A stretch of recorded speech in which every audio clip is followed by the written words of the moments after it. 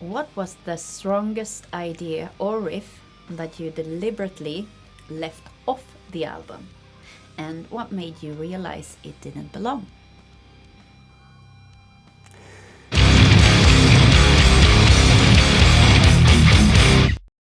Hi, Marco. Hi, wifey. So we're back. We're back. We're back with some equally not rehearsed, not planned interview questions. Well, my interview questions for you. Right on. Today we are going to talk about your latest, last album, Crown of Thorns. Yeah, you ready? Looks good. All right. Okay, let's go then. What emotion drove this record that you never consciously named while writing it, but now recognize in hindsight? I think it's the sort of closure of it. First of all, we hadn't decided when writing this album that this would be the last. But there was a thought that let's make it as good as possible, that if it will be the last, then we can be proud of it. So I think afterwards I realize a bit more the songs that were chosen and the style and the title, and yeah, I think it was subconsciously written to close the chapter. What was the strongest idea or riff that you deliberately left off the album? And what made you realize it didn't belong? That is a good question, because the thing is that in a band, when you play in a band, you compromise. I know a lot of musicians say the otherwise. They don't compromise. They're so true to everything. That's bullshit. If you're in a band, I'm talking about a band, not a band leader plus hired guns. If you're in a band, you will compromise. And we are no exception. We compromise. And when it comes to riffs, music, stuff like that, we compromise because we all in the band need to agree what should be on the albums. And there are songs I presented to the band that have been rejected or voted down for various reasons. And it was also the same with this album.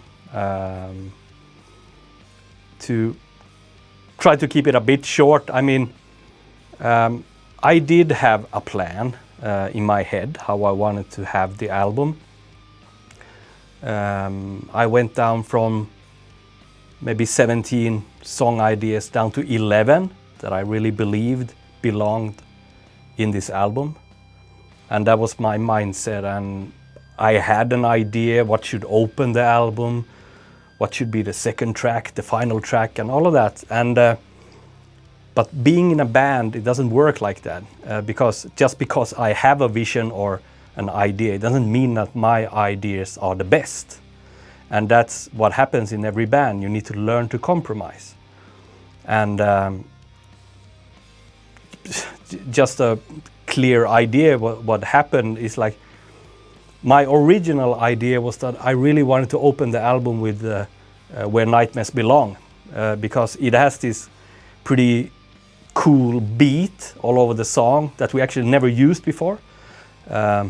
My son calls it the Ooga Booga beat. You know, it's a boo boo boo boo boo boo boo, very primitive one. And I wanted to start the album with a acoustic thing, playing the very a lonely sounding nylon string acoustic, playing that melody, and then go into the Ooga Booga thing. And And then after that, I Howling at the Warfield, and I wanted to end it with The Storm That Comes, you know.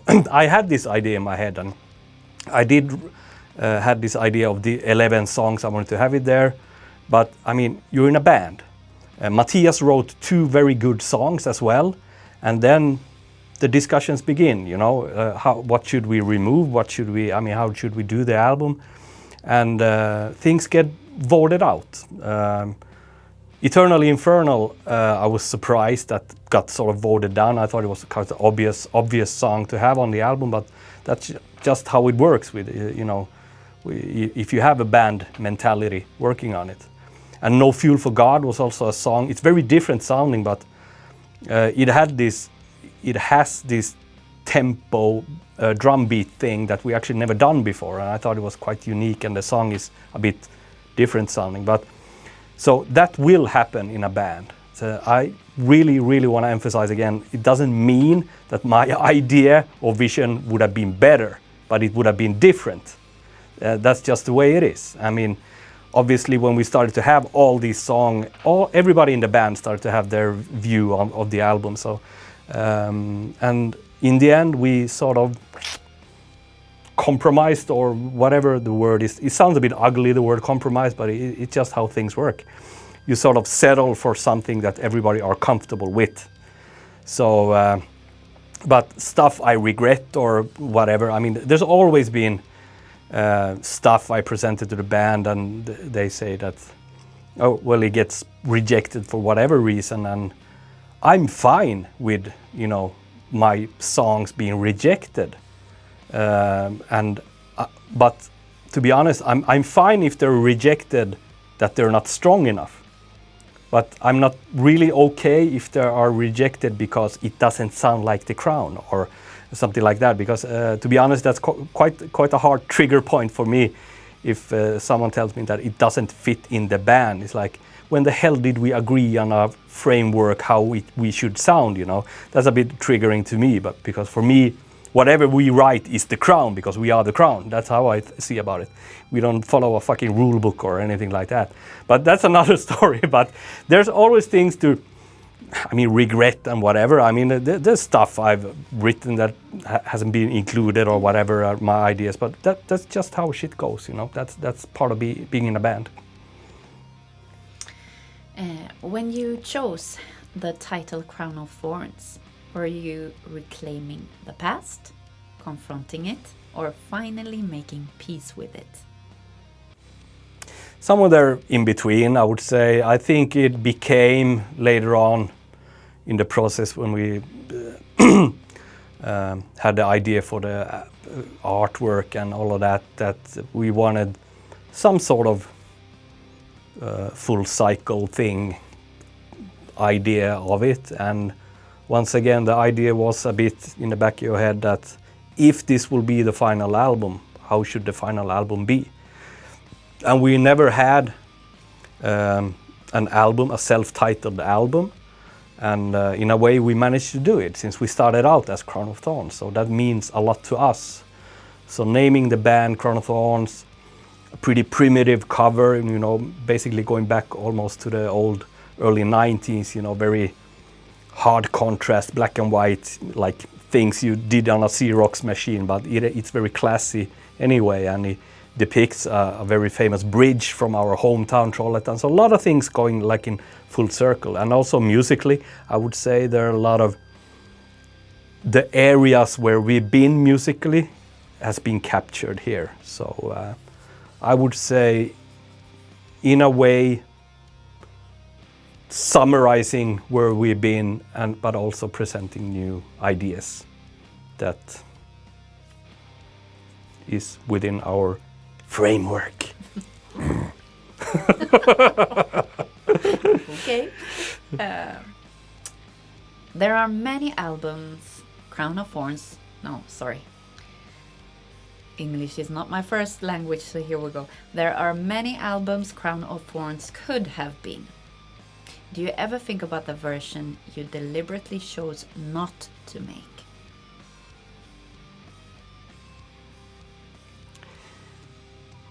Not really. In that sense, not as an album, but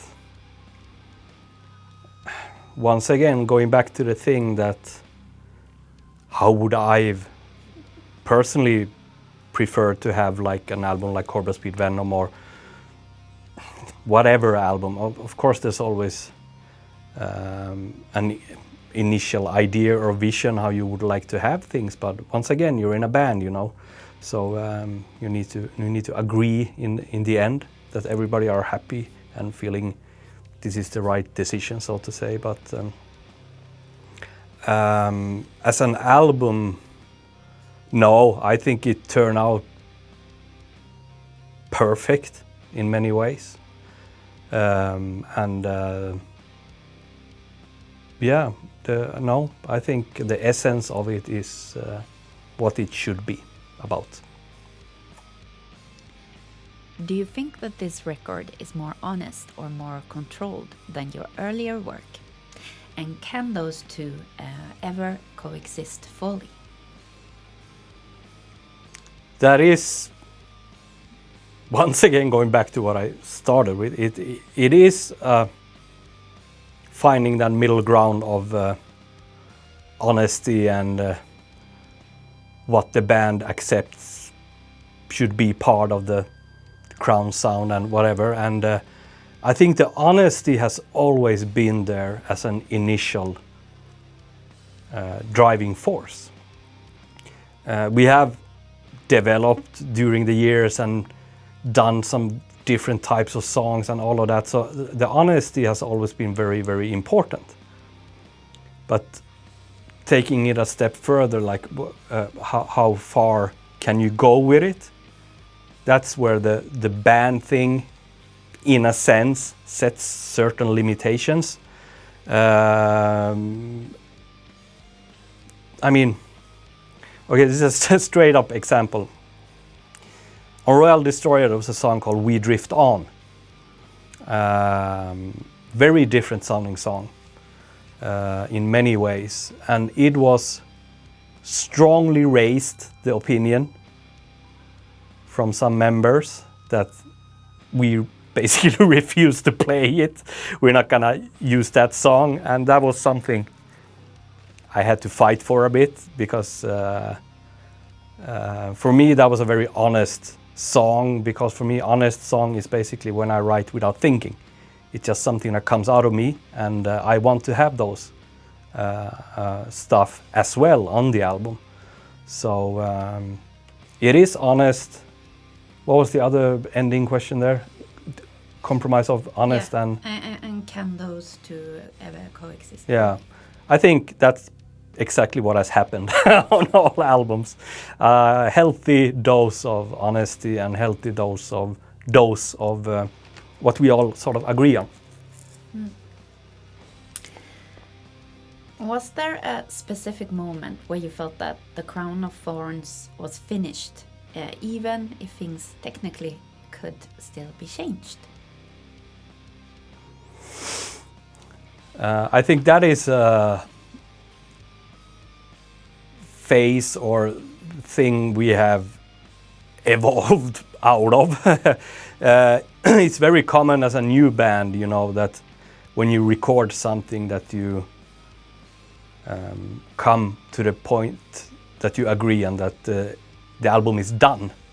It's quite difficult in the early years to agree, oh, is the song done, is the mix done, or could we do it otherwise, or should we have 10 options for mix and decide later, stuff like that. So, but I think in the past 10 years we have matured in that way that we know that when the first mix is done and when we have whatever decided on what amps to use or mics or whatever decisions, 1,000 decisions you do during a recording, when that decision is done, it's done. Live with it. So I wouldn't say that in the back of my mind, or I don't think in anyone's mind, not that it was raised like, we should try to remix it. Maybe it can be different and better. No. When it was done, and that's it. Did you ever write something on this album knowing it might only need to make sense to you? Well, I would say that, yeah, it's usually lyric parts. I don't care that much that people in the end connect the dots when it comes to the lyrics. I know exactly the state of mind and my purpose and idea of the lyrics were, what sort of image I have in my mind to try to capture. So yeah. Yeah. Was that the question? Sorry, I babbled too much. Well, yeah, you do Yeah. indeed, but it's okay. Yeah. Okay, final question about this album. If you never had to explain Crown of Thorns again, what do you hope that people would still feel when they listen to it? I hope they feel and hear that it comes from an honest place. It's